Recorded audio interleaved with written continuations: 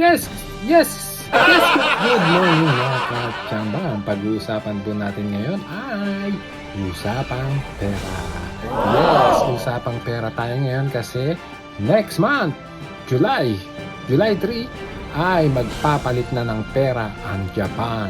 Yung Sen yen na 1,000 yen, Gosen yen yung 5,000 yen, at ang Ichiman which is 10,000 yen ay papalitan na bago mga ka-changba. At sana this time ang maging best friend ko na ay si Ichimang. Kasi dati ang best friend ko lagi ay yung 1,000 yen. Hindi nagtatagal sa pitaka ko ang 10,000 yen. Sana yung sa susunod na buwan onwards ay maging close ko na si Ichimang. So, yun lang mga ka-chamba.